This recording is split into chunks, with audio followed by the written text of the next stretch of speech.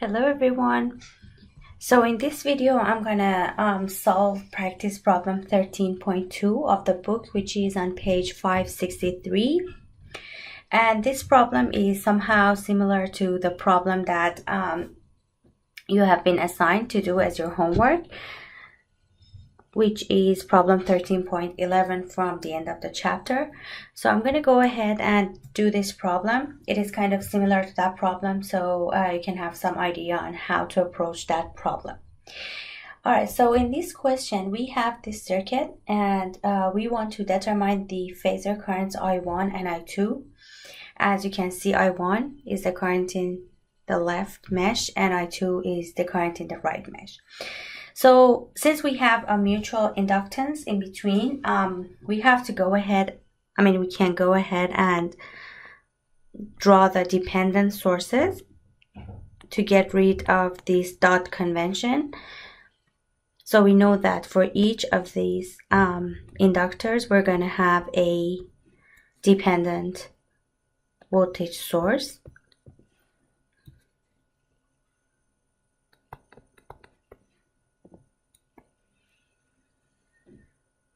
Alright, so first let's go ahead and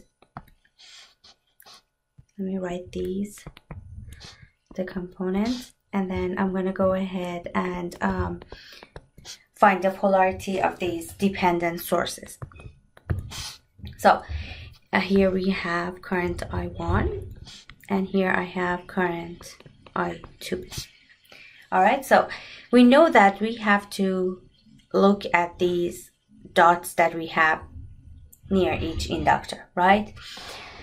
So for this dependent source here, we know that this dependent source is because of the current that we have, the current that is going through this J2 impedance, right?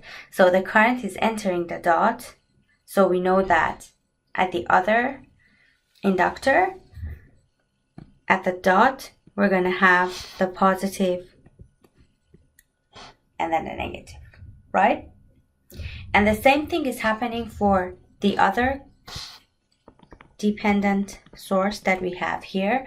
But first of all, here we have to pay attention that we're going to have a current over here that we can define this current as positive in this direction, that going down, which is I1 minus I2. Okay, so we're defining our positive current passing through this branch that has the J6 impedance as positive, which is I1 minus I2. So you can also define, for example, the current this way as a positive direction, but then it will be I2 minus I1, right?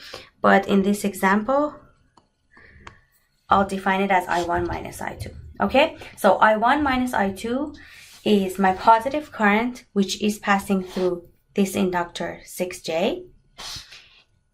And we can see that this current is leaving this dot, right? Is leaving this terminal of this inductor. So when the current is leaving, the polarity at the dot on the other side will be negative, right? So negative and positive. And then the value for each of these dependent sources, as I said, for example, this dependent source is due to the current passing through this inductor, right? So it will be 3J, which is our M, I1 minus I2. And then for this dependent source here, what we're going to have is 3J, and then due to the current passing through this inductor, right? So it will be 3J I1. Okay, so now I have a simple circuit and I have all the components and the values, so I can go ahead and write the equation for each of these two meshes, and then we can find I1 and I2. So in mesh 1, which is here, so this is mesh 1 and this is mesh 2. So I'm going to write the KVL in mesh 1. So I have 100 with an angle of 60. Don't forget that you have to write this angle of 60. It's not 0, so you cannot just write 100. And then this is equal to 5I1 plus J2I1, right? Minus 3J1 minus I2, and then plus 6J I1 minus I2 minus 3J I1. So this is one of my equations. So then here, if I simplify this equation, I'm going to have 100 with 60, and then we're going to write all the coefficients of I1. So I have 5 plus 2J, and here I have negative 3J, and then I have plus 6J and minus 3J, right? These are all the coefficients for I1, and then the coefficients for I2 will be I2. I'll have positive 3J here, minus 6J, and these two were the only coefficients of I2. So the first equation will be 100 with angle of 60 is equal to, so these will be cancelled. So I'm going to have 5 plus 2J I1 minus 3J I2. Okay, so this is one of the equations that we were looking for. So as we know, in this question, it is asked to find currents I1 and I2. So we should have two different equations and two unknowns in order to find I1 and I2. So the other equation that we can write is the KVL in mesh 2, as you can see here. So in mesh 2, if I start from this point here, I'm going to have positive 3J I1 plus 6J. So this time we have I2 minus I1.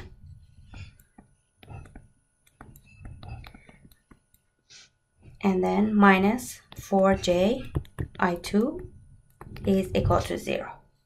So again, if we want to write the coefficients of each of the i's here, so I1, it will be 3J minus 6J plus I2, 6J minus 4J is equal to 0. Let's see if we did it right. So we have 3J I1 and minus 6J I1, and then for I2 we have 6J minus 4J. So the second equation will be minus 3J I1 plus 2J I2 is equal to 0.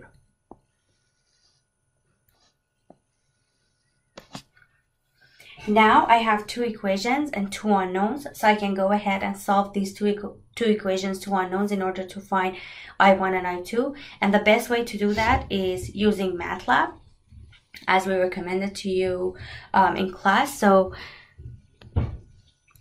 let's go ahead and let me write the matrix A first. So when you set up the matrix here, you can go ahead and do it in MATLAB easily. We're going to upload the MATLAB script there on Canvas as well. Alright, so the first equation, the coefficient for I1 in the first equation is 5 plus 2J. The coefficient of I2 in the first equation is minus 3J.